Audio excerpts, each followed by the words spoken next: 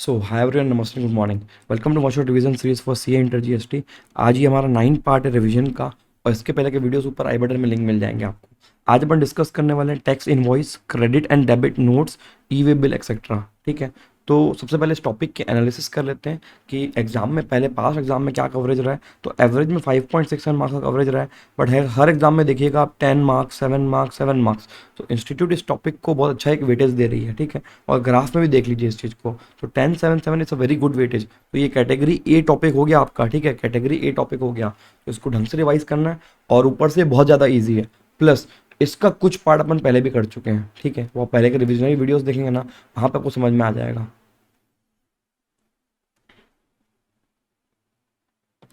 ठीक, time of supply topic जो है ना, टाइम ऑफ सप्लाई, सप्लाई का टाइम कौन से महीने में फिक्स करना है वो टॉपिक था। उसके रिविजनरी वीडियो में इसका कुछ पार्ट दिखा होगा, क्योंकि दोनों टॉपिक्स लिंक्ड है। ठीक है, तो इसका एक एक्सट्रैक्ट वहाँ पे बात हुई थी। ठीक है, तो इस टॉपिक के मेजरली या ब्रॉडली आप बोल लीजिए 3 पार्ट्स रहेंगे। ठीक, ये 3 पार्ट क्या है? एक बेसिक टैक्स इनवॉइस, प्लस इसके कुछ स्पेशल केसेस। ठीक, इसके अलावा स्पेशलाइज 2 टाइप के इनवॉइस होते हैं। ठीक है, पहला वाला तो इनवॉइस है जिसको बोलेंगे ई इनवॉइस।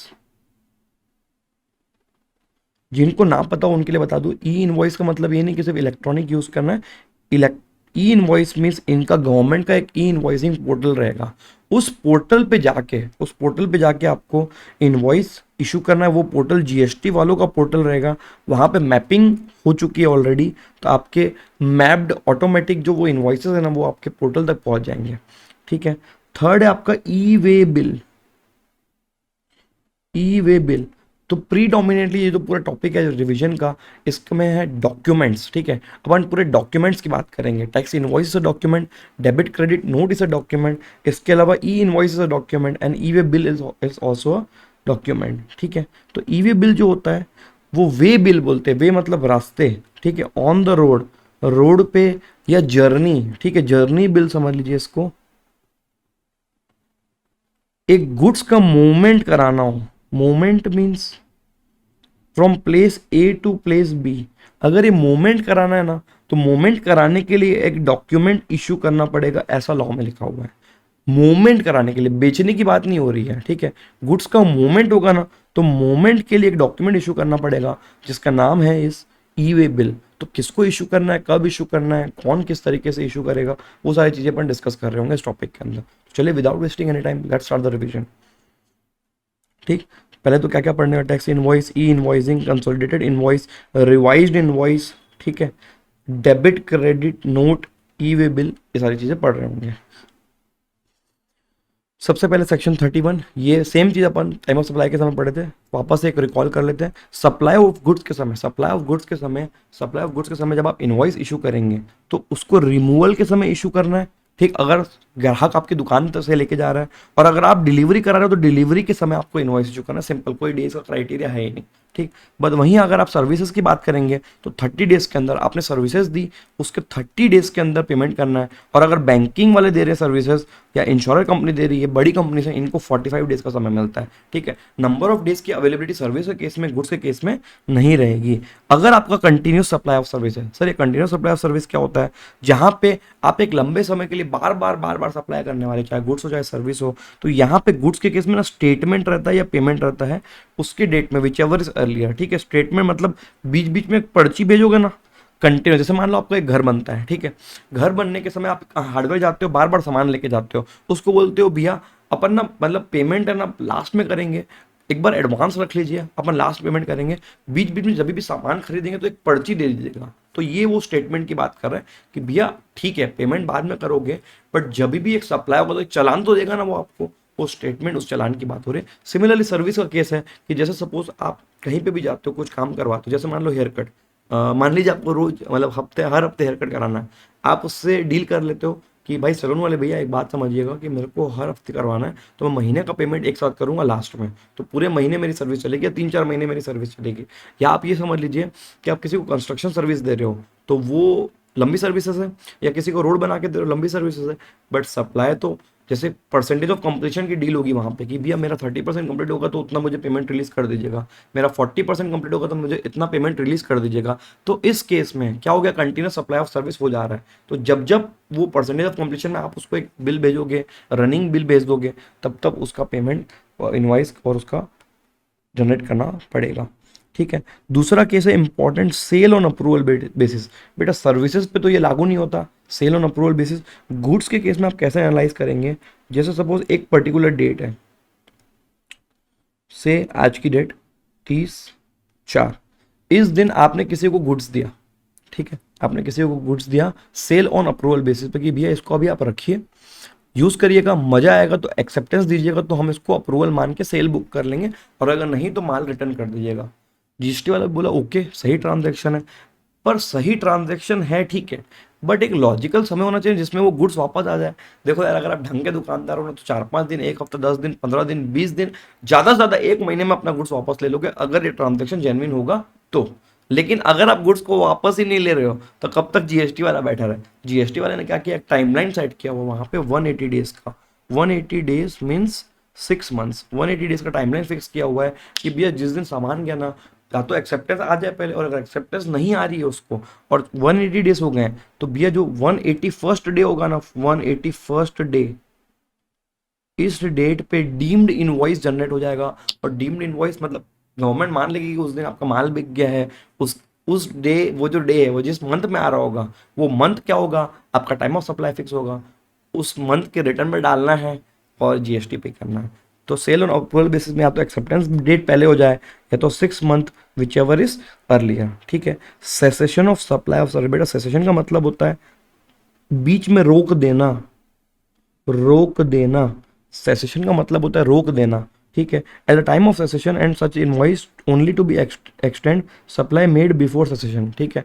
जिस समय आप उसको रोक रहे होगे ना, आधे बीच में अगर काम रोक रहे हो तो जिस डेट पे रोक रहे हो उस डेट पे आपको इनवॉइस इशू करना है, और वो उतने ही अमाउंट या उतनी सर्विस का रहेगा जितना आपने सेसेशन मतलब रोकने के पहले जो सर्विसेज प्रोवाइड की होंगी। ठीक है। तो ये इतना इजी टॉपिक था। अब इसको कैसे इशू करोगे, अगर गुड्स की बात है तो आपका invoice 3 copy, triplicate means 3 copy, 3 copies में रहेगा।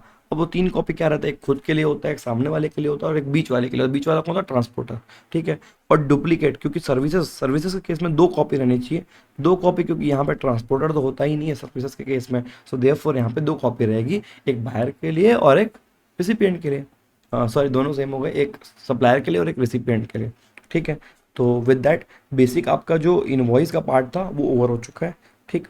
Next, bill of supply. ये सारे क्या है, ये सारे स्पेशल केसेस है, स्पेशल केसेस ऑफ इनवॉइस। इसके अंदर समझिएगा कि ये जो बिल ऑफ सप्लाई होता है ये ऑल्टरनेटिव है, this is alternative to tax invoice. Base document क्या होगा बेटा, बेस डॉक्यूमेंट होगा टैक्स इनवॉइस जिसमें आप टैक्स कलेक्ट कर रहे होगे। लेकिन अगर आप टैक्स कलेक्ट नहीं करते हैं, आप टैक्स कब कब कलेक्ट नहीं करते, या तो आप कंपोजिशन वाले हो, कंपोजिशन वालों को, इसका भी रिवीजन डाला हुआ बेटा, कंपोजिशन वालों को टैक्स कलेक्ट करना अलाउड नहीं होता। वो 1% अपने कलेक्शन में से निकाल के पे करते गवर्नमेंट को, मतलब पब्लिक से कलेक्ट नहीं कर सकते कंपोजिशन वाले। प्लस अगर आप एग्जेम्प्टेड गुड्स बेचते हैं, एग्जेम्प्टेड गुड्स मतलब जिसके ऊपर जीएसटी नहीं लगता है, वहां पे आपको टैक्स कलेक्ट नहीं करना है। तो जैसी भी सिचुएशन में आपको टैक्स कलेक्ट नहीं करना है, उस सिचुएशन में जो आप डॉक्यूमेंट इशू करोगे उसका नाम टैक्स इनवॉइस नहीं रहेगा, बिल ऑफ सप्लाई रहेगा। फॉर्मेट सेम रहेगा, बस ऊपर में आप टैक्स इनवॉइस नहीं लिखोगे, आप क्या लिखोगे, बिल ऑफ सप्लाई। ठीक है जी। ठीक। रिवाइज्ड इनवॉइस, रिवाइज्ड इनवॉइस का मतलब ये नहीं होता अमेंडेड इनवॉइस। जैसे मान लो आपने एक पर्ची फाड़ दी, ठीक है, बाद में लगा कि उसमें कुछ डिटेल्स गलत है, तो ये वो वाला नहीं है। ये कौन सा वाला है, जैसे सपोज एक पीरियड है, ठीक है, आप वहां पे नॉट रजिस्टर्ड थे, वहां से आप, एक डेट है जहां पे आपकी लाइबिलिटी बन रही थी और एक डेट है जहां पे आपने रजिस्ट्रेशन लिया। तो जब आप रजिस्ट्रेशन ले लेते हो तो सपोज वो बीच वाली कोई दिन हो गया, जैसे मान लीजिए आप 25 तारीख को आपने रजिस्ट्रेशन ले लिया, तो बैक डेटेड 1 तारीख से लेके 25 तक जितने भी आपके इनवॉइस इशू हुए होंगे, उस समय तो आपके पास जीएसटी नंबर भी नहीं था, बट उस पीरियड में जो भी इनवॉइस इशू हुए होंगे ना, उसको आपको वापस से री इशू करना है, रिवाइज करना है टैक्स डाल के, क्योंकि उसके ऊपर टैक्स लाइबिलिटी आ जाएगी। मतलब बेसिकली यहाँ से देखिएगा, लाइबिलिटी जिस दिन अराइज होती है, जिस दिन लाइबिलिटी से सपोज अपनी लाइबिलिटी 15 को अराइज हो रही थी, तो यहाँ पे 15 से लेके 25 तक जितने भी इनवॉइस, 15 से 25 लाइबिलिटी अराइज की डेट, एक स्टार्टिंग डेट हो गई, और एंड डेट क्या हो गया बेटा, लाइबिलिटी अराइज डेट से एंड डेट क्या हो जाएगा, जिस दिन रजिस्ट्रेशन सर्टिफिकेट मिला। उस पीरियड में अगर कोई इन्वॉइसेस इशू हुए थे जिसके ऊपर आपने टैक्स चार्ज नहीं किया था, बट जब जीएसटी नंबर आ गया वहां से आप लायबल हो इनवॉइस में टैक्स चार्ज करने के लिए, तो पुराने इनवॉइस को कैंसिल करना है, उसको नया इनवॉइस इशू करना है, उससे या तो टैक्स कलेक्ट कर लो, या तो जितना आपने पास में कलेक्शन किया होगा उसको इंक्लूसिव ऑफ टैक्स माना जाएगा, डिवाइडेड बाई 118 इंटू 18, ये आपको गवर्नमेंट को पे करना है अगर आपका टैक्स रेट 18 हुआ। ठीक है, तो रिवाइज्ड इनवॉइस आप जो मतलब वर्ड से जो समझते हो ना, वो वाला नहीं है। ये रिवाइज इनवॉइस जो आपकी टैक्स लाइबिलिटी से लेकर रजिस्ट्रेशन सर्टिफिकेट मिलने तक के पीरियड में अगर ऐसे कोई इनवॉइस इशू हुए हैं जहां पे आपका टैक्स चार्ज नहीं हुआ है, तो उनको रिवाइज करना, ये वो वाले हैं। ठीक है, रिफंड वाउचर एडवांस मिला होगा वहां से, अगर आपने कोई सप्लाई नहीं किया तो उसके अगेंस्ट में आप रिफंड वाउचर दे सकते हैं। रिसीट वाउचर, अगर आपको पैसा मिल रहा है, ठीक है, पैसा मिल रहा है एडवांस का, तो उस समय रिसीट वाउचर इशू कर सकते हो। ठीक, रिफंड वाउचर वापस रिपीट हो रहा है, सेम चीज़ है। पेमेंट वाउचर बेटा स्पेशल आइटम पेमेंट वाउचर, ये किसके केस में एप्लीकेबल है, RCM, reverse charge mechanism. Reverse charge mechanism में क्या होता है, जो रिसिपिएंट है ना, रिसिपिएंट वो सप्लायर को नहीं देता टैक्स, सीधा गवर्नमेंट को देता है, गवर्नमेंट को टैक्स देता है। ये जो बायपासिंग हो गई, मतलब ये तो डीटी बन गया सर। आरसीएम के केस में ये डायरेक्ट टैक्स बन गया, लेवी भी रिसिपिएंट के ऊपर है और पे भी रिसिपिएंट कर रहा है गवर्नमेंट को, तो डायरेक्ट टैक्स बन गया। एक्सेप्शनल सर्कमस्टांस, जहां पे सप्लायर के ऊपर भरोसा नहीं है वहां पे आरसीएम लगता है। पहले भी डिस्कस कर चुके हैं बहुत बार आरसीएम क्या होता है। तो आरसीएम के केस में क्या होता है, भरोसेमंद व्यक्ति कौन है, जो रिसिपिएंट है, तो रिसिपिएंट पे करता है तो उसको पेमेंट वाउचर इशू करना, इंपॉर्टेंट केस।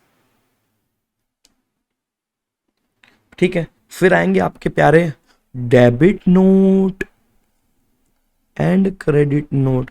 बेटा इसकी ना एक छोटी सी ट्रिक बताता हूं।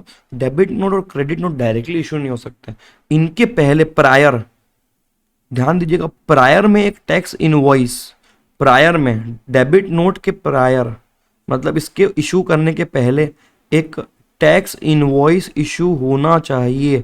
फर्स्ट टाइम आप डेबिट नोट इशू नहीं करेंगे किसी को, फर्स्ट टाइम आप किसी को टैक्स इनवॉइस इशू करेंगे।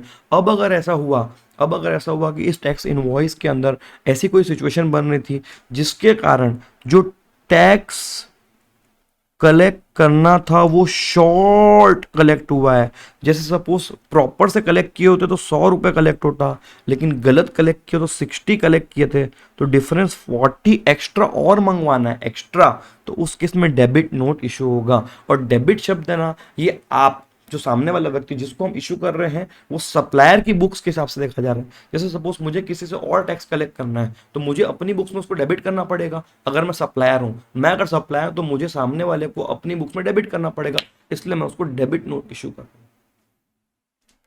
ठीक, सिमिलरली क्रेडिट नोट में भी सेम चीज आएगी कि प्रायर में टैक्स इनवॉइस इशू होना चाहिए, और अगर आपने ज्यादा टैक्स कलेक्ट कर लिया था, या तो इसको क्या करना है, गुड्स रिटर्न रिटर्न हो रहा है, रिटर्न माल बेचे थे, टैक्स लगा, कुछ हिस्सा अगर वो रिटर्न करेगा तो टैक्स कम हो जाएगा, उस केस में आपका क्रेडिट नोट इशू होगा। उस बंदे को जो कि हमारा डेटर था हमारी बुक्स में, इसको हम क्रेडिट कर रहे हैं, उसका लायबिलिटी कम कर रहे हैं सामने वाले का, जो हमें वो पेमेंट करेगा, इस केस में क्रेडिट नोट इशू किया जाएगा। इसके ऊपर भी इंस्टीट्यूट बहुत क्वेश्चन पूछती है, बताइए कौन सी सिचुएशन आएगी जिसमें आपको credit note debit note issue करना पड़ेगा।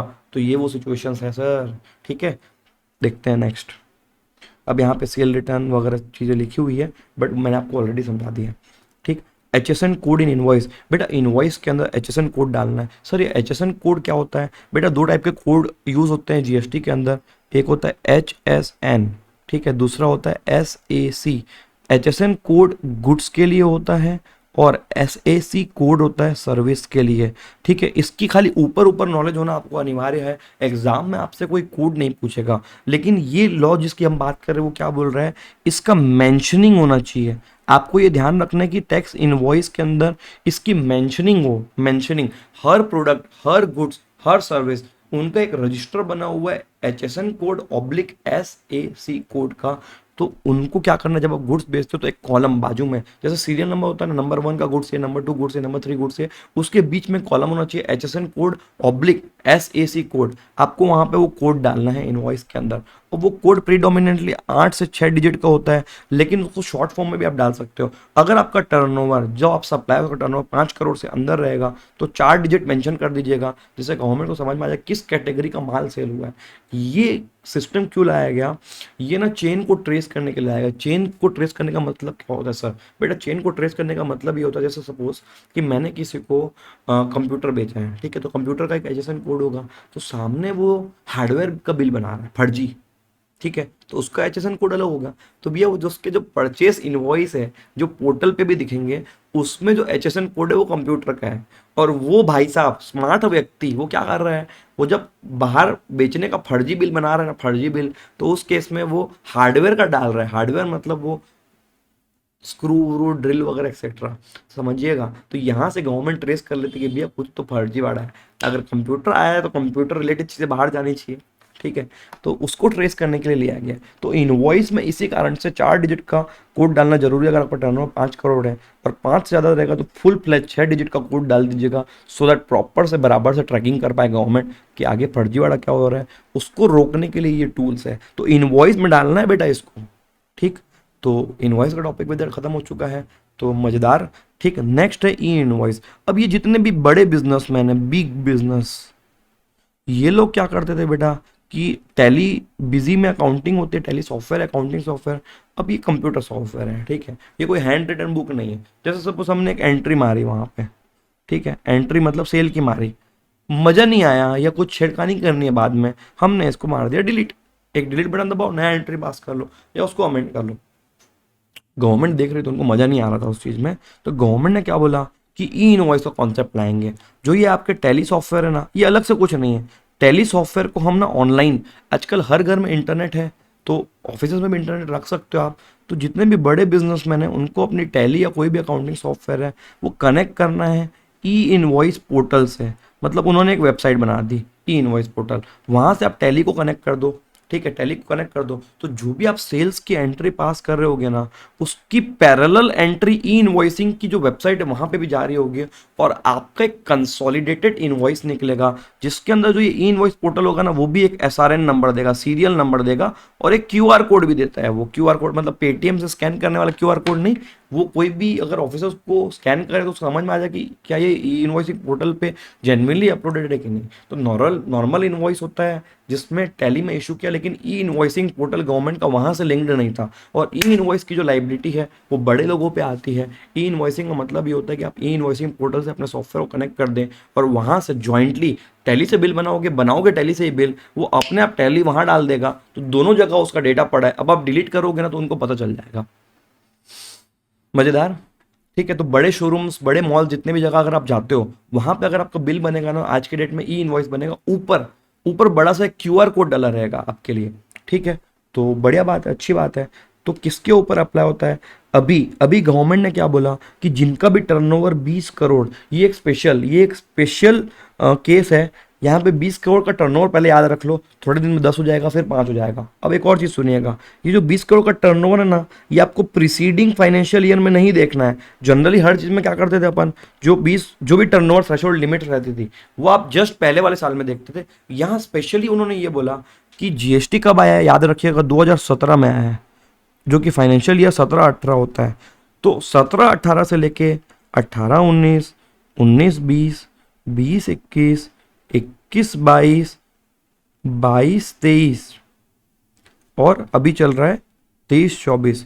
यहां इनमें से किसी एक एनी फाइनेंशियल ईयर में, किसी भी एक फाइनेंशियल ईयर में अगर आपका टर्नओवर 20 से ज्यादा है, एक्सीड करता है, तो आपके ऊपर ई इनवॉइसिंग की लाइबिलिटी आती है। तो ऐसे जितने भी सप्लायर्स जिनका 17-18 से लेके अभी तक किसी भी फाइनेंशियल ईयर में, इन एनी फाइनेंशियल ईयर, अगर 20 करोड़ से ऊपर का टर्नओवर रहेगा तो उसकी लाइबिलिटी आती है ई इनवॉइस इशू करने की। बैक डेटेड थ्रेशोल्ड डाल दिया इन्होंने, थ्रेशोल्ड बैक डेटेड है, इनवॉइस उस समय से इशू नहीं करना है। ई इनवॉइस वाला इनवॉइस अभी ही इशू हो रहा होगा, ठीक है, बट थ्रेशोल्ड को बैकडेटेड किया इन्होंने। ध्यान दीजिएगा, हर लिमिट होती है प्रीसीडिंग फाइनेंशियल ईयर की, ये वाली लिमिट होती है प्रीसीडिंग एनी फाइनेंशियल ईयर जब से जीएसटी आया हो, ठीक है जी।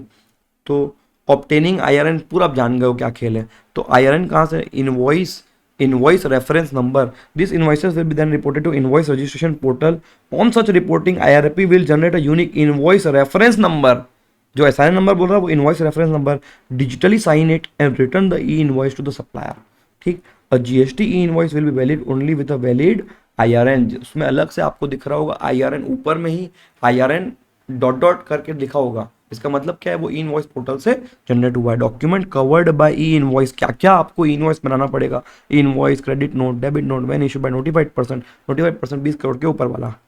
ठीक, नॉन रिक्वायरमेंट किसके लिए होगी, बी टू सी इनवॉइसेस, अगर आप कस्टमर को माल बेच रहे हो जहां पे बी टू बी ट्रांजेक्शन नहीं हो रहा है, बी टू बी ट्रांजेक्शन नहीं है तो वहां पे रिक्वायरमेंट नहीं रहेगी। बट फिर भी लोग ना, अभी कौन डिसाइड करेगा सामने वाला बी टू बी यूज कर रहा है क्या कर रहा है, सबको इनवॉइस डाल दो, प्रैक्टिकली ऐसा होता है, बट थ्योरेटिकली उन्होंने बोला चलेगा। Invoice issued by input service distributor, detail में आप फाइनल पढ़ोगे। इनपुट सर्विस डिस्ट्रीब्यूटर जो कॉमन परचेस डिपार्टमेंट होता है बड़ी कंपनीज में, वो बाकी जो ब्रांचेस जो सेल करे उनको खाली इनपुट टैक्स डिस्ट्रीब्यूट करता है, उसको आईएसडी बोलते हैं। इंपोर्ट ऑफ गुड्स, गुड्स को जब आप इंपोर्ट करते हो तो उस समय कस्टम्स वाले आ जाते हैं, वो ऑलरेडी बहुत ज़्यादा चेक रखते हैं, वहाँ पे आपको ज़रूरत नहीं है। ठीक है, ई invoice in case of reverse charge, if the invoice issued by notified person is in respect of supplies made by him, tax on which is payable under reverse charge, E invoicing वहां पे भी लग जाएगा, वहां पे भी ई invoicing लग जाएगा। एग्जाम्शन फ्रॉम ई इनवॉइस, किसको किसको एग्जाम्शन है, insurance company, banking company, financial institution including NBFC, ये लोग क्या करते हैं, मेजरली लोन वोन देते हैं, इंश्योरेंस बेचते हैं। जीटीए, जीटीए आपका वाई सिटी वाला नहीं है बेटा। हाँ, तो exemption from E invoice, insurance, banking company, financial institution, goods transport agency. GTA जो होता है ना, जीटीए जैसे वाई सिटी वाला जीटीए नहीं है, ये आपकी गुड्स ट्रांसपोर्ट एजेंसी ये वाला है। In relation to transportation goods by road in a goods carrier, GTA proper वाला जो प्रॉपर जीटीए रहेगा उसको एग्जाम्शन है, बट इसमें स्टार मार्क लगाइएगा। Supply of passenger through passenger transportation service, ठीक है, गवर्नमेंट डिपार्टमेंट और लोकल अथॉरिटी को ये इशू करने की जरूरत नहीं है। Person supplying services by way of admission of film into multiplex screen, ठीक है, आप लोग जो मूवी देखने जाते हैं पीवीआर, आइनॉक्स, जो कि मर्ज हो चुका है, ठीक है, तो इन लोगों के यहाँ जब आप जाते हो तो इन लोग को लाइबिलिटी नहीं है कि ई इनवॉइस बनाए, ठीक है, मतलब वो नॉर्मल इनवॉइस बनाएंगे। ठीक, फिर यहाँ पे भी आपका एचएसएन का सेम रिक्वायरमेंट रहेगा, 4 डिजिट 6 डिजिट। ठीक, तो विद दैट आपका ई इनवॉइस का टॉपिक खत्म होता है।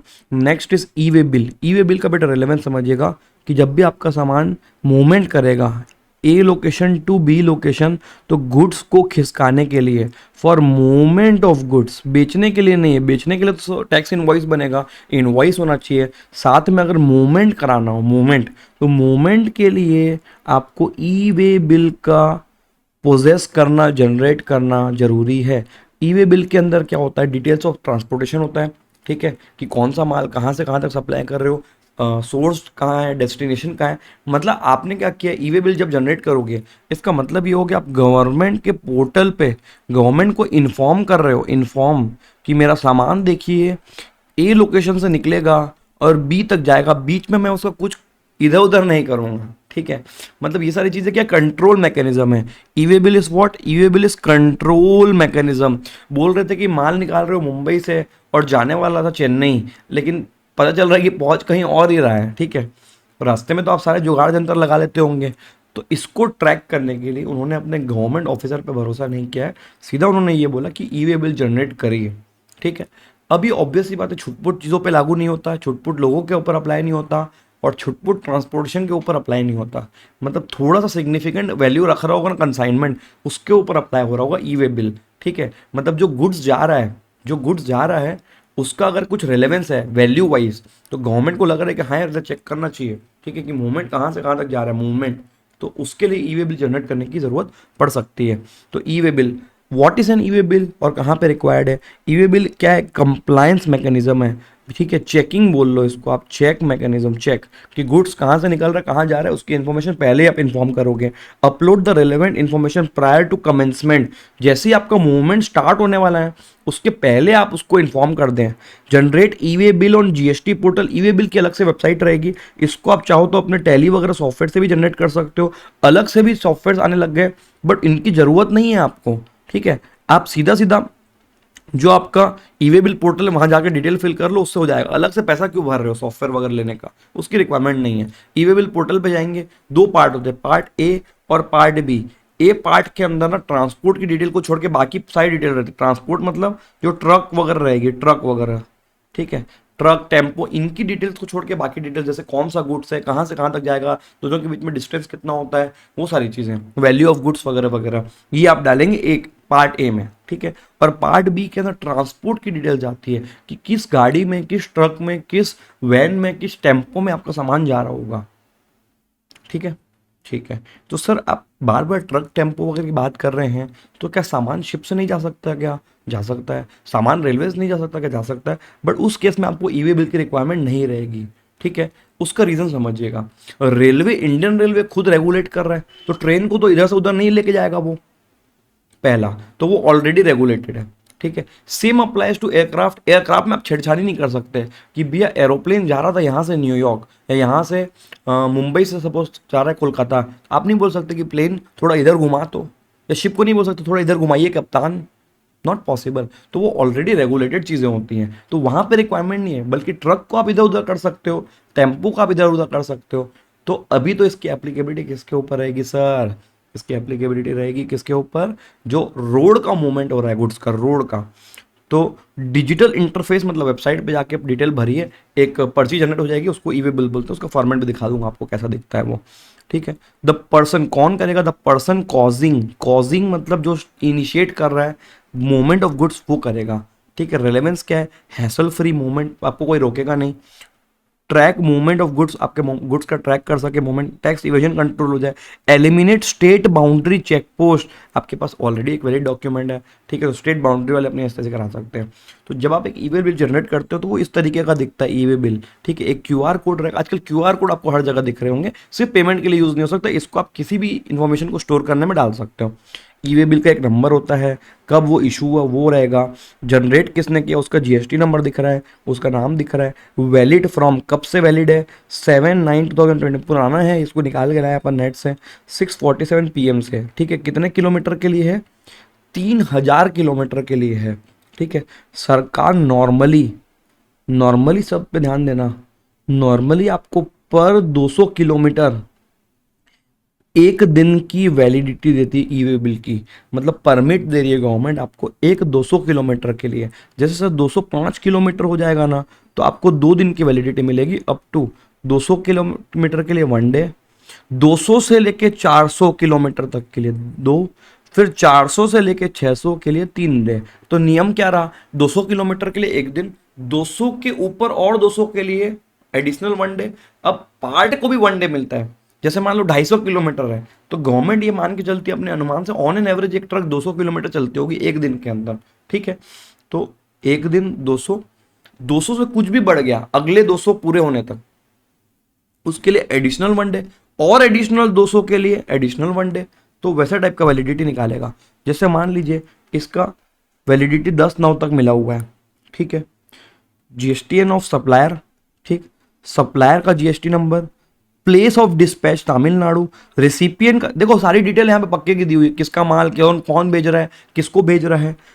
Place of delivery West Bengal, document number मतलब ये इनवॉइस नंबर जिसके थ्रू आप माल भेज रहे हो, मतलब इनवॉइस। और ये अब जैसे मान लो किसी को चेक करना है कि रियल में मूवमेंट हुआ था कि नहीं हुआ था गुड्स का, तो वो ई वे बिल के थ्रू चेक हो सकता है, ठीक है।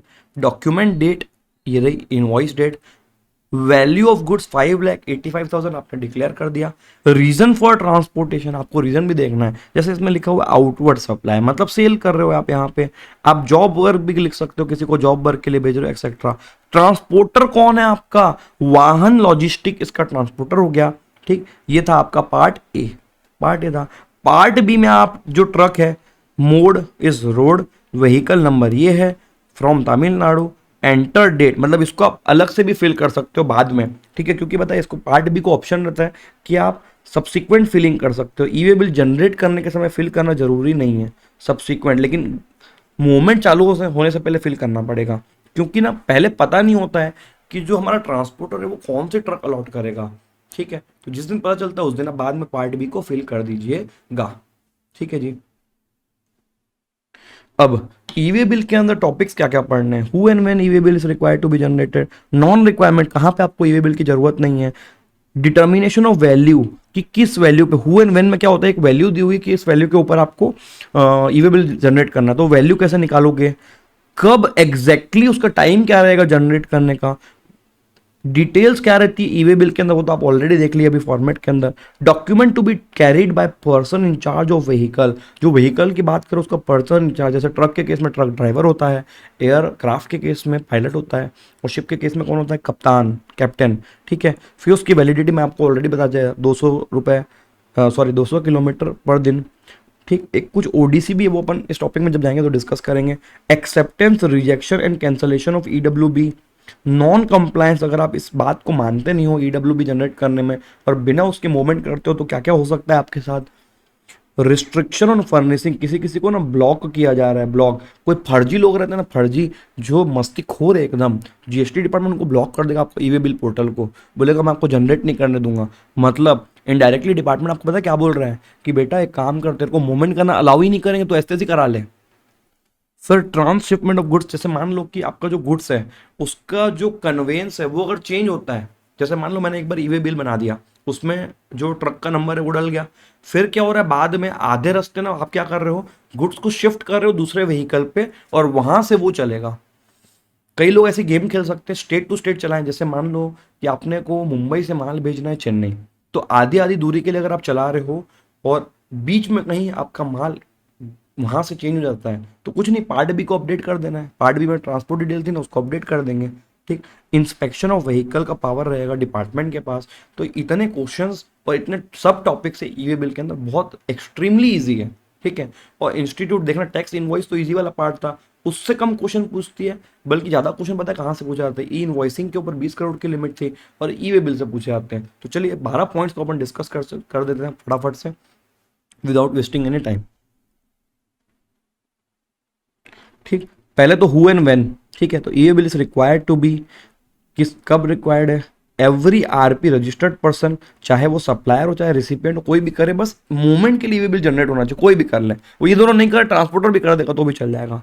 हु कॉसेस, जो इनिशिएट कर रहा है movement of goods in relation to a supply या रीजन अदर देन सप्लाई, कोई भी रीजन हो, अरे भैया सेल ऑन अप्रूवल पे भेज रहे हो तो भी मूवमेंट होगा, वहां पे भी चलेगा। Due to inward supply from an unregistered person, ठीक है, जहां पे भी कंसाइनमेंट की वैल्यू 50,000 से एक्सीड करती हो, 50,000 रुपीज से एक्सीड करे तो मैंडेटरी जनरेट करना है, और कुछ वॉलेंट्री जनरेशन भी है। अगर आपका कंसाइनमेंट 50,000 से कम है तो भी आप इच्छा रखते हो कि नहीं मेरे को ई वे बिल जनरेट करना, मतलब करना, आपको हॉबी हो चुकी है, ठीक है, या तो आपने अपने नियम बना दिया कि हम एकदम ओवर कंप्लाइड चलेंगे, हम अपने मन से हम हर ट्रांजैक्शन का ई वे बिल जनरेट करो, कोई दिक्कत नहीं है, ठीक है। वॉलंटरी जो स्व इच्छा से करना चाहते हैं उसको कोई दिक्कत नहीं है, लेकिन अगर आपकी कंसाइनमेंट वैल्यू 50 से एक्सीड करे तो मैंडेटरली आपको ई वे बिल जनरेट करना है, या तो जॉब वर्क के लिए सामान जा रहा होगा तो करना रहेगा, हैंडीक्राफ्ट गुड्स के केस में person exempted from obtaining registration, ठीक है। अगर यहाँ पे आप इंटर स्टेट मूवमेंट कराते हो, जॉब वर्क और हैंडीक्राफ्ट गुड्स के केस में अगर इंटर स्टेट मूवमेंट हो रहा है from one state to another, तो वहां पे आपका e way bill requirement irrespective of the amount, ठीक। Every RP causing movement of goods generate कर रहा होगा वो अपने ऑथोराइज कर सकता है इलेक्ट्रॉनिक कॉमर्स ऑपरेटर को या कुरियर वाली एजेंसी को और ट्रांसपोर्टर को कि भाई तू ही भर ले, तो भर लेंगे उन लोग, ठीक है। नेक्स्ट, तो कब और कौन करेगा वो समझ में आ गया। नॉन रिक्वायरमेंट, कब कब आपकी रिक्वायरमेंट नहीं होती वे बिल की, transportation of non taxable goods, agriculture produce वगैरह, ज्वेलरी प्रीशियस स्टोन पे रिक्वायरमेंट नहीं है, करेंसी पैसे इधर उधर होते हैं उस पर रिक्वायरमेंट नहीं है, पोस्टल चिट्ठियां जा रही हैं उस पर रिक्वायरमेंट नहीं है, बैगेज पे रिक्वायरमेंट नहीं है, पर्सनल इफेक्ट, आपका घर शिफ्ट हो रहा है अपने घर का पलंग वलंग ये उधर लेके जा रहे हो वहां पे रिक्वायरमेंट नहीं, एम्प्टी कार्गो कंटेनर के ऊपर रिक्वायरमेंट नहीं है सर। एम्प्टी कार्गो कंटेनर क्या होता है, आपने शिप के ऊपर डब्बे देखे होंगे, साउथ की मूवीज के अंदर शिप वगैरह का बहुत ज्यादा दिखाते हैं उन लोग, तो वहां पे डब्बे होते हैं कंटेनर्स। तो जितने भी आपके ट्रांसपोर्टेशन सिर्फ शिप के थ्रू होते हैं वहां पे कंटेनर्स का यूज किया जाता है। अब सपोज सिर्फ कंटेनर खाली डब्बा ट्रांसपोर्ट हो रहा है, उसके अंदर कोई माल है ही नहीं, तो उस केस में क्या रिक्वायरमेंट होनी चाहिए, तो वहां पे नहीं है। नॉन मोटोराइज व्हीकल से अगर आपका ट्रांसपोर्टेशन हो रहा होगा वहां पे रिक्वायरमेंट, जैसे मान लो बैलगाड़ी हो गई, साइकिल रिक्शा हो गया, इस पे अगर आप ट्रांसपोर्टेशन करा तो कितना ही दूर भेजोगे यार माल, तो वहां पे आपको ये बिल की रिक्वायरमेंट नहीं है। Movement of goods under ministry of defence, defence ministry के अंडर कोई भी मूवमेंट ऑफ गुड्स हो रहा है तो उस केस में आपको रिक्वायरमेंट नहीं। शेड्यूल 3 का जो सप्लाई है ब्लॉक वाला, उसके अंदर जरूरत नहीं है। कस्टम के सुपरविजन में अगर आपका सप्लाई हो रहा है तो वो तो आपको पहले ही ऐसे कर देगा, वहां पे भी जरूरत नहीं है। Transport of exempt goods, transport of exempt goods के केस में भी आपकी रिक्वायरमेंट नहीं रहेगी, except for D oiled cake, मतलब डी ऑयल्ड केक के ऊपर रिक्वायरमेंट है। ठीक, दूसरा आ गया डिटर्मिनेशन ऑफ वैल्यू कि 50,000 की जो वैल्यू कैसे निकलेगी। ठीक, तो वैल्यू निकलेगी एज पर सेक्शन 15, याद करिएगा वैल्यू ऑफ सप्लाई में अपन ने पढ़ा सेक्शन 15। दूसरा declared in invoice bill of supply delivery challan. तीसरा issued in respect of set consignment includes value में सीजीएसटी एसजीएसटी यूटीजीएस सब इंक्लूड करना है। Exclude value of exempt supply of goods, जैसे मान लो आपने 1 लाख का सामान, नहीं सॉरी चलिए इसको एग्जाम्पल चेंज कर देते हैं। फॉर एग्जाम्पल 40,000 का सामान भेज रहे हो, 10,000 उसमें जीएसटी जोड़ने वाले हो, तो टोटल वैल्यू 50,000। तो ई वे बिल के पर्पस के लिए, सिर्फ ई वे बिल के पर्पस के लिए टैक्स को जोड़ के जो वैल्यू आएगी ना, ठीक है, टैक्सेबल वैल्यू के बाद जो जोड़ के इंक्लूसिव ऑफ टैक्स वाली वैल्यू, उसको चेक करना है 50,000 को, ध्यान दीजिएगा इस चीज को। ठीक है, तो ये फॉर्मेट दिया हुआ है, वैल्यू हो गई प्लस जीएसटी सेस वगैरह हो गया। अब ये दोनों का टोटल अगर आपका 50 से एक्सीड कर रहा होगा ना, तो यहाँ पे आपको ई वे बिल की रिक्वायरमेंट हो जाएगी। ठीक, टाइम कब जनरेट करना है देखिएगा, goods transported by road, goods transported by road, e way bill to be generated before movement of goods. ठीक है, goods transported by railway, goods transported by air और वेसल, कौन कराएगा, by registered person supply recipient. Information in part B before after commencement of movement of goods but it shall not be delivered unless EWB is produce at the time of delivery. Delivery के पहले पहले कर लिया, थोड़ा relaxation दिया गया है, लेकिन यहाँ पे बिफोर। ठीक है, सेल्फ ट्रांसपोर्टेशन ओन व्हीकल या हायर्ड वगैरह रहेगा तो खुद आप कर लीजिए, रजिस्टर्ड व्यक्ति जो भी रहेगा वो करेगा। और अगर थर्ड पार्टी दूसरे का ट्रांसपोर्टर का व्हीकल रहेगा तो भी पार्ट है तो आपको भरना है, पार्ट भी ट्रांसपोर्टर खुद भर रहा होगा। ठीक है, क्योंकि उसकी ट्रक है, वो जाने कौन सा ट्रक डालेगा, तो पार्ट भी ट्रांसपोर्टर फिल करेगा, आप चाहो तो आप भी फिल कर सकते हो। ठीक, डिटेल्स क्या क्या डाली जाएगी, GST and supplier, place of dispatch, GST and of recipient, place of delivery, pin code सही डालना है, डॉक्यूमेंट नंबर मतलब इनवॉइस नंबर, डॉक्यूमेंट की date, value of goods, HSN code 5 crore तक 2 डिजिट, और अगर 5 करोड़ से ज़्यादा टर्नओवर रहेगा तो 4 डिजिट का। रीजन फॉर ट्रांसपोर्टेशन, क्यों ट्रांसपोर्ट कर रहे हो, सेल कर रहे हो, सेल ऑन अप्रूवल बेसिस कर रहे हो, जॉब वगैरह पे भेज रहे हो, जो भी। पार्ट बी में व्हीकल नंबर रहता है और ट्रांसपोर्ट डॉक्यूमेंट नंबर रहेगा, रेलवे रिसिप्ट एक्सेट्रा। ठीक है, शुरू में ही मैंने आपको फॉर्मेट दिखा दिया तो उसमें सारी चीज़ें थी। Point number 6, documents to be carried by person in charge of vehicle, PIC means truck driver etcetera, for movement of goods by rail और बाय एयर, यहाँ पे ये वाला पॉइंट एप्लीकेबल नहीं होगा। ठीक है, क्या क्या डॉक्यूमेंट लेके घूमेगा वो, invoice, bill of supply, delivery challan, bill of entry, इनमें से एक डॉक्यूमेंट साथ में ई वे बिल की कॉपी या तो फिजिकल फॉर्म में कैरी कर ले प्रिंट आउट, या तो फिर ई वे बिल का नंबर अपने मोबाइल वगैरह में डाल दे। और एक आरएफआईडी डब्बा आता है, डब्बा होता है आरएफआईडी डिवाइस, जैसे आपका फास्टैग जो होता है उसका स्टिकर को आरएफआईडी टेक्नोलॉजी बोलते हैं, वैसा अगर आपके यहाँ और एक आरएफआईडी डिवाइस है उसमें अगर आपने डाल दिया उसको, तो क्या होगा कि वो दूर से स्कैन कर लेगा, आपको रोकेगा नहीं। ये आपका हैसल वे तरीका होता है वहां से अपनी गाड़ी को क्रॉस कराने का, आपको रुकना नहीं, आपको पेपरबाजी नहीं करनी है, सीधा आरएफआईडी का स्कैनर लगा होगा वहां पे, जैसे फास्टैग का स्कैनर होता है ना, वैसे आपका वहां पे चेक पोस्ट पे लगा होगा, सीधा वो स्कैन करेगा, फाटक अपने आप खुल जाएगा कि हाँ यार ई वे बिल नंबर इसके अंदर है, इलेक्ट्रॉनिक मीन से चेक हो जा रहा है, पेपरबाजी नहीं करनी है। ठीक, ई वे बिल की वैलिडिटी क्या होती है, नॉर्मली देखना 200 किलोमीटर के लिए एक दिन मिलेगा, 200 किलोमीटर से अगले 200 किलोमीटर के लिए एक और दिन, और 200 किलोमीटर एक्सीड कर दोगे तो एक और दिन मिलेगा। ठीक है, और दिन का राउंडिंग ऑफ कैसे करना है, सुबह 6 बजे से करना है या 24 कलाक, ठीक है 24 घंटा, वो सब देखना है, तो वो सब चीज़ें हो जाती है। तो बेटा एक चीज़ समझिएगा, इसके अंदर गवर्नमेंट ने ये बोला कि कभी भी आप ई वे बिल जनरेट करो, उसका फर्स्ट डे अगले रात को 12 बजे कंप्लीट हो। जैसे मान लो अभी बज रहे हैं 5:41, अभी मैं अगर बिल जनरेट करता हूँ ईवे बिल, तो आज रात को 12 बजे नहीं, जैसे आज तारीख है आपकी 30 अप्रैल, ठीक है, तो 1 तारीख से लेके 2 तारीख के बीच में जो 12 बजे आता है ना, तब आपका एक दिन कंप्लीट होता है, तो 1 डे इसको बोला जाएगा, ठीक है। तो 24 घंटे वाला कॉन्सेप्ट नहीं, जिस दिन जनरेट कर रहे हो उस दिन रात के 12 बजे से अगले दिन रात के 12 बजे तक एक दिन गिना जाएगा, 1 डे, ठीक है जी। तो नॉर्मल केस में, नॉर्मल देखो इसके अंदर दो केस होने वाले, एक नॉर्मल केस है और एक भारी भरकम केस है, हैवी हैवी, ठीक है। तो नॉर्मल केस के अंदर 200 किलोमीटर पर डे, और हर 200 किलोमीटर और उसके पार्ट के लिए आपको एक एडिशनल डे मिल रहा होगा, इस तरीके से वैलिडिटी देखी जाएगी। लेकिन आपका ओडीसी है, जिसको मैं हैवी बोल रहा था ना, हैवी, वो ODC over dimensional cargo, dimension से ज़्यादा कार्गो हो गया। किसका डायमेंशन? व्हीकल। देखो यहाँ पे बाजू में एक इमेज बनाई गई है, यहाँ पे इसमें देखिएगा कि ट्रक इतू सी ट्रक दिख रही है आपको, लेकिन पीछे कार्गो देखो ट्रक से भी बहुत बड़ा, इसको बोलते हैं ओवर डायमेंशनल कार्गो। यहाँ पे ट्रक से बड़ा कार्गो हो जा रहा है, तो इस केस में क्या होता है, ओवरलोडिंग हो रही है, ठीक है। ओवरलोडिंग में ट्रक ड्राइवर इसको स्लो चलाता है, बहुत स्लो, अदरवाइज क्या हो जाएगा बेटा, माल का रिस्क हो जाएगा, माल का रिस्क। तो वो रिस्क कोई नहीं लेता, बहुत स्लो चलाता है। तो ऐसे हैवी ट्रांसपोर्टेशन में ट्रक को 200 के जगह 10 हटा दोगे ना, तो 20 kilometre per day, 20 kilometre per day, और हर अगले 20 किलोमीटर तक एक एक दिन बढ़ाते जाओ, उतनी वैलिडिटी मिल जाएगी, ठीक है। तो ओडीसी, कई लोग ना रट्टा मारते हैं ओवर डायमेंशनल कार्गो, बेटा ओवर डायमेंशनल कार्गो ये है, ठीक है, छोटू सी ट्रक और बड़ा सा सामान, मतलब ट्रक की साइज सामान बड़ा है कि ट्रक की डायमेंशन से भी ज़्यादा जा रहा है, ओवर डायमेंशनल, ठीक है। तो ज़्यादा सामान, आपने कभी कभी जब आप रोड जर्नी करते हो देखोगे बहुत लंबी लंबी ट्रक, उसमें माल उससे भी लंबा, जैसे अगर विंड मिल को कैरी कर रहे हो तो वो बहुत लेंथ में लंबा रहता है, इन लोग बहुत स्लो कैरी करते हैं उसको, बहुत स्लो, सो दैट वो प्यार से खसक खसक के पहुंच जाए जहाँ पहुंचना है, ठीक है, बढ़िया है। ओडीसी के केस में 200 की जगह 20 किलोमीटर देखा जाएगा बेटा, समझिएगा, ठीक है। तो ये भी इजी है रट्टा है इसका, नॉर्मली 200 किलोमीटर पर डे, जितना बढ़ाओगे, जैसे मान लो 200 मैंने 50 कर दिया तो मेरे को 2 दिन का समय मिल जाएगा, लेकिन कब तक, अगले 200 तक, मतलब 400 किलोमीटर के लिए 2 दिन, ठीक है। फिर 450 भी कर दूंगा ना तो मेरे को 3 दिन मिल जाएंगे, क्योंकि 400 के लिए 2 दिन है, फिर 50 के लिए अगला एक दिन लगेगा ना मेरे को, वैसा, ठीक है, ध्यान दीजिएगा, ठीक।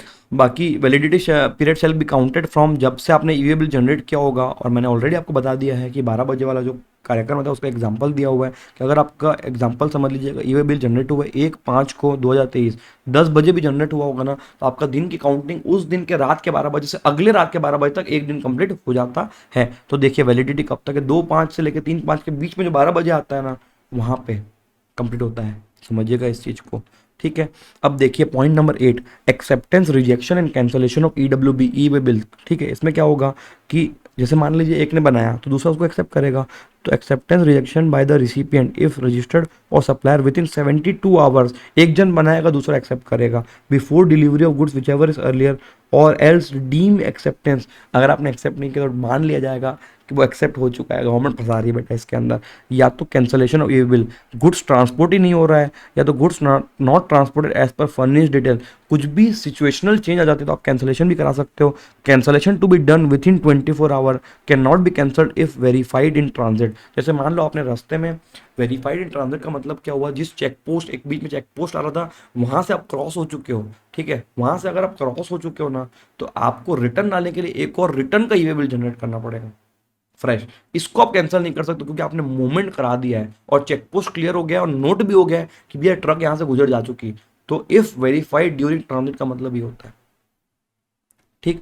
अगर आप कंप्लाई नहीं करते, पॉइंट नंबर 9, अगर आप ईवी बिल का कंप्लाई नहीं करते हो तो सेक्शन 122 आपके ऊपर लग जाएगा, 10,000 की पेनाल्टी दे दोगे, या तो फिर जितना टैक्स चोरी कर रहे थे ना, जितना टैक्स की चोरी मानी जाएगी, दोनों में से जो भी हायर अमाउंट रहेगा, मतलब 10 तो भरना है बेटा, और अगर टैक्स की चोरी इससे बड़ी रहेगी तो वो अमाउंट को आपको पूरा टैक्स तो देना ही पड़ेगा, अलग से पेनाल्टी भी देनी है बेटा, ठीक है। और सेक्शन 129 बोलता है आपका जो गुड्स और जो कन्वेंस दोनों जब्त हो सकता है। बेटा गुड्स का मतलब क्या हुआ, जो माल लाद के जा रहे हो वो आपका जब्त हो जाएगा, और जिस ट्रक में लाद के जा रहे हो ट्रक भी जब्त हो जाएगी, ठीक है। ट्रांसपोर्टर भी फंसेगा बेचारा इसके अंदर, तो इसलिए फंसा रहे ट्रांसपोर्टर को कि बेटा तू ना अगर किसी का गुड्स लेके जा रहा है, चुपचाप ईवे बिल मांग पहले उनसे, अगर ईवे बिल के बिना दे रहे हो ना तो मिली भगत मत कर लेना एक्स्ट्रा पैसा खा के कच्चे का, क्योंकि इन्हीं लोग जब मिली भगत करेंगे तभी कच्चा पॉसिबल हो पाएगा, ठीक है। 10 number restriction on furnishing information part A. Sir इतना लंबा लंबा क्या लिखा बेटा, सुन। पार्ट ए जो होता है ना, पार्ट ए उसमें मेजर डिटेल भरी जाती है और रजिस्टर्ड पर्सन के पास पावर है पार्ट ए डालने का। तो गवर्नमेंट क्या करे, इस पार्ट ए को ब्लॉक कर दे रही है आपके लिए। ठीक है सर, ब्लॉक क्यों करे, अच्छी बात है। ब्लॉक पता है क्यों हो रहा है, आप अगर जेन्युइन बिजनेस करते हो, साथ में आप धांधली करते हो, साथ में आप धांधली करते हो, नियम कानून का पालन नहीं करते हो, तो एज अ पनिशमेंट इनडायरेक्टली ये जो सेक्शन है, ये जो रूल है, वो ये बता रहा है आपको कि बेटा आपको ना ई वे बिल पोर्टल ही ब्लॉक किया जा रहा है। आपका ई वे बिल पोर्टल पे एक्सेस ब्लॉक किया जा रहा है। आप ई वे बिल बना ही नहीं पाओगे तो गुड्स का मूवमेंट कैसे कराएगा। मतलब अगर तू धांधली कर रहा होगा, लॉ का पालन नहीं कर रहा होगा, प्रॉपर से रिटर्न फाइलिंग नहीं करेगा एक्सेट्रा, या प्रॉपर से टैक्स पेमेंट नहीं करता है, तो उस केस में जो कमिश्नर लोग रहेंगे ना, वो आपको ई वे बिल पोर्टल पे ब्लॉक करके रिस्ट्रिक्ट कर देंगे एक बटन से। ठीक है, इसको ब्लॉक कर दो तो इसका ई वे बिल जनरेट नहीं होगा, तो आप लॉजिकली या लीगली माल शिफ्ट नहीं कर पाओगे, ई वे बिल जनरेट नहीं होगा, उस पर आपको पनिशमेंट दे रहा है वो। ठीक है, पढ़ते हैं। No person shall be allowed to furnish, no person shall be allowed to furnish information in part A in respect of any outward movement of goods of a registered person who being a composite registered person, खुद composite वाला है, उसने statement of payment 2 consecutive quarters, ठीक है, इनके जो returns होते हैं ना वो क्वार्टरली होते हैं, क्वार्टरली कंपोजिशन वालों के लिए, तो उन्होंने 2 क्वार्टर तक अपना रिटर्न्स फाइल नहीं किया है या स्टेटमेंट ऑफ पेमेंट नहीं दे रहे हैं सेल्फ असेसमेंट टैक्स का। ठीक, दूसरा रहेगा बीइंग पर्सन अदर देन ए, जो कंपोजिशन वाला नहीं है, मतलब नॉर्मल है, उसने नॉर्मल अपने जो रिटर्न है वो 2 कॉन्सिक्यूटिव टैक्स पीरियड तक, मतलब 2 महीने तक अपने जीएसटी R1 और 3B फाइल नहीं कर रहे हैं, मंथली रिटर्न्स को 2 महीने तक फाइल, 2 का आंकड़ा याद रखिएगा यहाँ पे। बीइंग पर्सन अदर देन ए मतलब कंपोजिट वाला नहीं है, वो अपना R1 फाइल नहीं कर रहा है, ठीक, मतलब क्वार्टरली वाला हो गया तो 2 क्वार्टर का R1 फाइल नहीं कर रहे हैं।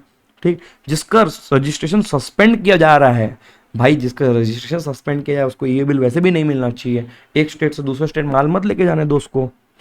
Proviso commissioner on receipt of an application from registered person, भले वैसे ब्लॉक है लेकिन कमिश्नर को अगर आप रिक्वेस्ट करते हो, उसको अगर सही लगेगा सफिशिएंट कॉस्ट बीइंग शोन, तो वो ऑर्डर दे सकता है ईवे EWB 06 में कि उसको अलाउ किया जाए कि वो पोर्टल में एक बार टेम्पररी ई वे बिल बनाए, और उसको मजा नहीं आया आपकी रिक्वेस्ट पे तो मना भी कर सकता है, can reject the request after providing OBH।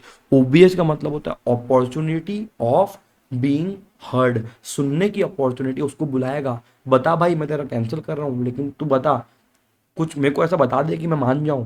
अगर तू नहीं बता पाया, लेकिन उसको बुला के, ऐसा नहीं कि अपने ऑफिस में बैठे बैठे उसने कैंसिल कर दे, ये नहीं करेगा, उसको बुलाएगा, उसको बोलेगा देखो सर हमको ये एक्सेप्ट नहीं हो रहा है, हम इसको रिजेक्ट करने वाले हैं, कर नहीं रहे, करने वाले हैं, लेकिन अगर आप कुछ अच्छा बोल दिए जो हमें एक्सेप्ट हो गया तो हम नहीं भी करेंगे। इसको बोला जाता है अपॉर्चुनिटी ऑफ बीइंग हर्ड। एक तो होता है बिना बुलाए डिसीजन ले लेना, दूसरा बुला के बताना देखो भैया वैसे डिसीजन तो मना का बन रहा है लेकिन कुछ अच्छा बता दो या कुछ अच्छा दे दो।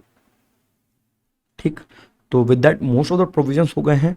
अब 11th पॉइंट इसमें ट्रांसशिपमेंट ऑफ गुड्स। ट्रांसशिपमेंट का मतलब है लंबी जर्नी है या मैकेनिज्म ऐसा है कि आप क्या करते हो, अपने गुड्स को जिस ट्रांसपोर्ट में लेके जा रहे हैं, मतलब पहले एक ट्रक थी, एक ट्रक है, ठीक है, रोड पे एक ट्रक है, ठीक, यहाँ पे सामान भरा हुआ है, ठीक है, सिमिलरली एक और ट्रक है आपके पास या टेम्पो है,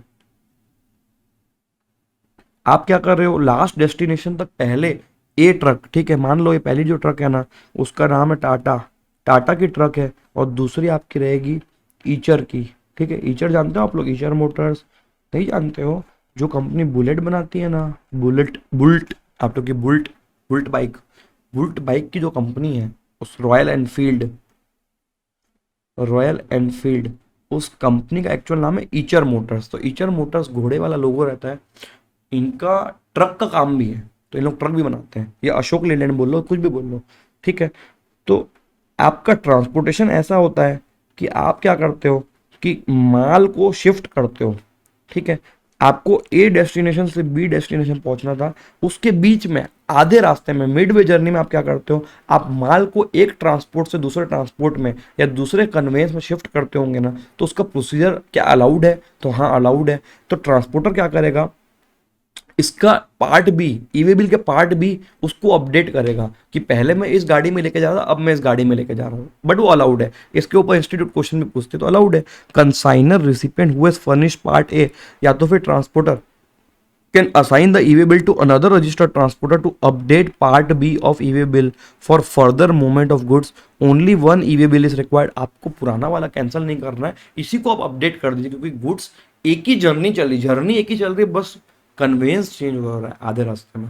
ठीक है, कोई दिक्कत नहीं। इसका एक और रीजन ये भी हो सकता है कि जैसे मान लो सामान जा रहा था एक ट्रांसपोर्ट के ट्रक में, आधे रास्ते ट्रक का या तो एक्सीडेंट हो गया या पंचर हो गया, कुछ भी हो गया, तो हमने बोला दूसरा ट्रांसपोर्टर वहां से उठा और लेके जाए, एक ये भी रीजन हो सकता है। तो कोई भी रीजन हो, किसी भी रीजन से अगर आपका ड्यूरिंग द जर्नी अगर कन्वेयंस या ट्रक चेंज हो रहा है या गाड़ी चेंज हो रही है, ट्रक से टेम्पो में डाल रहे हो, कुछ भी कर रहे हो, जिसकी डिटेल पहले आपने फिल की थी वो नहीं है, वो चेंज हो रहा है, तो आप उस केस में डिटेल को अपडेट कर दें तो उसका अलाउड है, नया ई वे बिल जनरेट करने की जरूरत नहीं पड़ेगी। ठीक है जी। अब उस पिछले वाले के ऊपर इंस्टीट्यूट क्वेश्चन बहुत पूछते हैं ना बेटा। ठीक, अब नेक्स्ट इंस्पेक्शन ऑफ व्हीकल। ठीक है, रास्ते में जो भी गाड़ी जा रही होगी उसका इंस्पेक्शन का पावर भी यहीं पे है। Right of commissioner, commissioner of GST, ठीक है, सीबीआईसी का जो कमिश्नर रहेगा ना, CBIC, CBIC central board of indirect tax and customs, ये गवर्निंग बॉडी है जीएसटी की। और इनकम टैक्स की कौन सी है, CBDT, central board of direct taxes. तो सीबीआईसी का जो कमिश्नर रहेगा ना, उसके पास पावर रहता है, खुद जाके नहीं चेक करता, अपने छोटे बच्चों को जॉइंट कमिश्नर, एडिशनल कमिश्नर, उनके नीचे जीएसटी ऑफिसर्स, उनको भेजता है, लेकिन पावर इसके पास है, मतलब वो किसी को ऑथोराइज कर सकता है कि जा देख क्या। Right to intercept any conveyance verify to verify, intercept का मतलब ओवरटेक करके रोकना। ठीक है जी। Right to install RFID reader, right to physical verification, verification of conveyance, कुछ भी चीज चेक कर सकते हैं, ये उसके पास राइट है। और अगर चेकिंग करेगा ना तो पहले समरी रिपोर्ट बना के सबमिट करेगा पोर्टल पे कमिश्नर। ठीक है, समरी रिपोर्ट हम लोग गए थे, ये दिखा, फिर 3-4 दिन लेगा एनालिसिस के लिए, 3 दिन एनालिसिस करके फाइनल रिपोर्ट वो पोर्टल पे डालेगा। To be recorded online in form GST EWB3 part A, summary भरे तुरंत 24 घंटे के अंदर। कि ऊपर क्या दिखा सर, ये 2 कॉन्सेप्ट क्यों लाया गया, क्योंकि ना देखो क्या होगा कि 24 घंटे में आप वो नहीं डालोगे, ज़्यादा समय मिले तो सेटिंग हो सकती है, सेटिंग समझते हो, सेटिंग कुछ दे के सेटिंग हो जाती है, वो वाली सेटिंग वो ना हो, इसलिए गवर्नमेंट ने बोला कि पहले आप ऊपरी इन्फॉर्मेशन 24 घंटे में दे दीजिए, फिर 3 दिन लीजिए, एनालाइज करिए पूरी परिस्थिति को, फिर 3 दिन में फाइनल दे देना। तो ये जब आ गया एक बार तो पता चल गया ना कि ट्रक को रोका था, तो ये आने के बाद ये तो आपको डालना पड़ेगा, अगर ये नहीं डालते हो तो कमिश्नर वो गवर्नमेंट उठा लेगी। ठीक है, ये उनके ऑफिसर के ऊपर चेक लगाया जा रहा है। ठीक है जी। राइट ऑफ पर्सन, पर्सन मतलब जिसके आप ट्रक रोक रहे हो, जिसका माल है, ठीक, उसका। If a vehicle is detained for more than 30 minutes, transporter may upload the information in GST EWB4 on common portal, ये उनका राइट हो गया। ठीक है, तो with that E way bill, tax invoice and E invoicing खत्म हो चुका है। आप इसको बराबर से पढ़ रहे हैं। और 2 चीज़ें इस टॉपिक को लेके, एक तो ये भयंकर ईजी था, मतलब इसके अंदर टफ वाली तो कोई चीज़ है ही नहीं, भयंकर ईजी है। उसके ऊपर से इंस्टीट्यूट ऑन एन एवरेज 7 से लेके 10 मार्क्स पिछले 3-4 एग्जाम में पूछ चुकी है भाई। 50 में से ना 7 और 10 मार्क्स ना हैवी इंपॉर्टेंस रखते हैं। तो एक आपका आईटीसी टॉपिक हो गया, एक आपका इनवॉइस टॉपिक हो गया, इसे में आपके 20 से लेके 22 मार्क्स आ जाएंगे 2 टॉपिक के अंदर। सारे के रिवीजन वीडियोस आपको पोर्टल में मिल जाएंगे, ऊपर प्लेलिस्ट लगी हुई है आई बटन में, उसके अलावा चैनल में आपको प्लेलिस्ट वगैरह मिल जाएगी, और काफ़ी सारे नोट्स अपने डिस्क्रिप्शन में दिए हुए हैं फ्री में आपके पढ़ने के लिए। आई होप आपको रिविजनरी वीडियोस काम आ रहे होंगे। With that all the best for the examination, और आई होप आप लोग सब लोग पास हो जाएंगे। बेटा पास हो जाओगे तो मेरे को मत भूलिएगा, ठीक है। इन्फॉर्मेशन तो एटलीस्ट गुड न्यूज़ शेयर करिएगा कि हाँ सर पास हो गए, और आई होप कि मैं आपकी जर्नी में कुछ कंट्रीब्यूट कर पा रहा हूँ। With that thank you so much, have a nice day, bye everyone, take care.